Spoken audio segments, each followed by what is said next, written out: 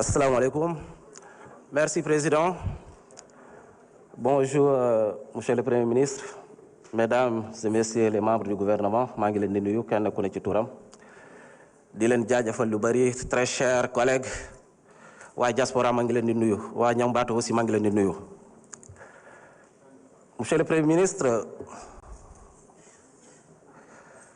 oye oyaye bile jambe diala Sénégal fondincelo wala pareta Africa sonko benala.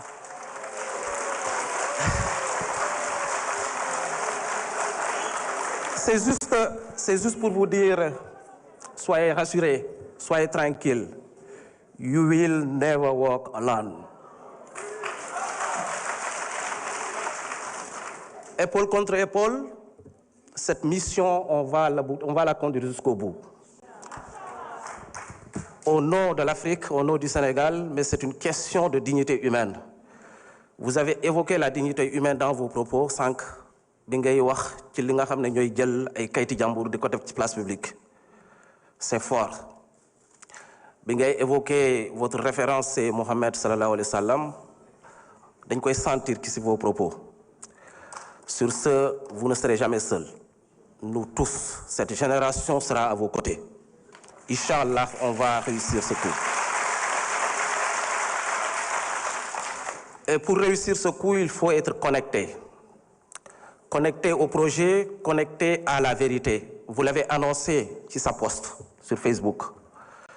Connecté à l'esprit du projet qui nous lie, c'est-à-dire au projet de PASTEF. Mais cette connexion, cette connectivité a tout le temps été problématique dans ce pays-là. Biñ fi ñëw en 2024, l'Internet aujourd'hui est un impératif pour le développement. À Dakar ou dans les zones urbaines, on parle des chiffres yoo xam ne ñu ngi tollu selon l'enquête INTIC de 2024, plus de 43%. ñi nga xam ne am nañ internet seen biir kër mais boo génnee Dakar nga dem dans les zones lointaines ce n'est qu'à 3%. On parle de fracture numérique. Boo demee dans des zones frontalières parfois la connectivité réseau yi nga fa am mooy le réseau des autres pays frontaliers comme la Gambie et autres. C'est une question lancinante. Heureusement que le gouvernement que vous conduisez avait pris les devants depuis votre arrivée, di uti ay pexe à travers le New Deal technologique ak yeneen yi nga xam ne les 14 axes ak 12 programmes yi nga xam ne moo ci nekk. Ci loolu récemment le 4 février ñu annoncé lu am solo l'arrivée de Starlink. Beaucoup d'espoir mais aussi beaucoup d'interrogations de la part des Sénégalais, des citoyens sénégalais. Ma leen di laajte, Monsieur le Premier ministre, avec l'avènement de Starlink, peut-on garantir qu'il n'y a plus de zones grises ou zones blanches au Sénégal? Quelles sont les conditions contractuelles avec qui le lie à l'État du Sénégal, quitte de la régularisation du coût des équipements et de la souveraineté des données, mais aussi surtout la cherté ndax Internet dafa cher ci dëkk bi. Yan jéego, yan mécanisme, yan formule ngeen di teg sur place pour que l'accès universel bi nga xam ne moom la ñuy viser ñu mun ko réussir, mais aussi à moindre coût. Beneen bi, on parle de données, on parle de souveraineté. Récemment, que ça soit au niveau de la DGID, mais aussi au niveau de la DAF, il a été question d'attaque. Yan mécanisme wala yan précaution le gouvernement bi jël pour protéger nos données afin que souveraineté bi nga xam ne moom la ñuy woote ñu mun ko am ci ay conditions idoines. Je terminerai pour vous transmettre les salutations de la diaspora. Cette diaspora est à vos côtés. Elle va continuer à être à vos côtés. Waa Espagne nag nee nañ il faut ma ñëw wax la ko transmettre ko. Je l'avais dit au ministre de la Justice, ministre Affaires étrangères ak Intérieur. Gouvernement espagnol day joxe kayit. Mu am loo xam ne état Sénégal moo ko war a joxe, casier judiciaire surtout au niveau de l'annexe pour rendez-vous yi dafa jafe lool. Ñu garantir talons yi pour que passeport ñu mun ko am.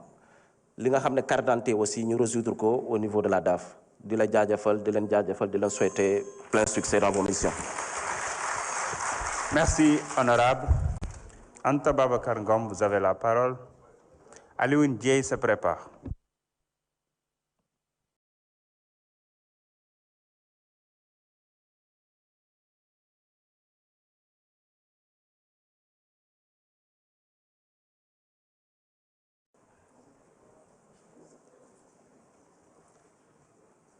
Merci, Président. Assalamu alaikum, mbokki Sénégal. Monsieur le Premier ministre, réew mi doxut. Réew mi doxul, ñaari atum yàlla, réew mi doxul. Sénégalais yi am na ñuy xaar, ñii di dundee yaakaar, mais yaakaar mi ngi bëgg a tas, te ñiy xaar ñi ngi bëgg a xaddi. Diagnostic bi nag def nga ko.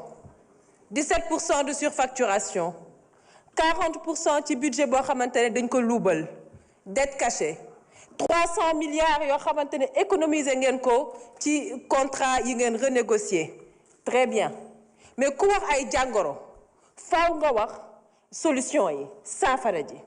mais bëgg a xam monsieur le Premier ministre kañ ngeen di def ay pose de première pierre, kañ ngeen di def ay inauguration, kañ ngeen di wax ay bonnes nouvelles yoo xamante ne dina mën a dëfal xolu sénégalais yi. bind mi li ñu war a wax nag yépp wax ngeen ko, bind ngeen ko te depuis jamonoy solution projet vision Sénégal 2050 plan de redressement wax ngeen lépp, bind ngeen lépp, mais bu ñuy jëw ci jëf ji monsieur le Premier ministre furaas xaalisu or beeg pétrole beeg gaz bi la ñu bëgg a xam ñun ci seen bilan anamu. kañ la sénégalais yi di toog di am soxla lamb seen poos faj seen aajo loolu mooy laaj bi jiitu. monsieur le Premier ministre école yi ñi ngi grève, s'il vous plaît. hôpitaux yi ñi ngi grève te kenn umpalewul ne suñu doom yi nekk ci école yi ñoom ñoo ciy souffrir, surtout nag ñi nekk classe d'examen. ñi war a faju dugg ci hôpitaux yi mënuñoo faju bu fekkante ne système universitaire def nañu 200 heures de grève diggante 2025 ak léegi. may fàttali nag budget santé bu dee dañ ko wàññi de 18%, faaw secteur santé yëg ko. éducation mooy faju ak jàng du ay privilèges, ce sont des droits constitutionnels. donc lan la ñu nar pour génne sénégalais ci crise sociale boobu ci njàng moomu nag lay des. la crise universitaire fukki atub yàlla yi nga def ci opposition loo ci waxul danga ko fàtte. kon tey bu ñu kenn waxu récupération politique, surtout nag bu ñu demee ba doomi sénégalais Abdoulaye Ba ñàkk ci bakkanam, c'était la mort de trop. l'enquête suit son cours kon duñ ci sori. li procureur Ibrahima Ndoye waxi tamit dégg nañu ko te xam nañ ne moom ku maandu la, mais du tee li xew ci université yi les 2 dernières années loolu yéen ñii seen échec la, seen responsabilité politique la. ma bëgg nag monsieur le Premier ministre gën leen a déglu Sénégal étudiants yi, gën leen a waxtaan ak étudiants yi. xiccoo bi xiiroo beeg jaayante doole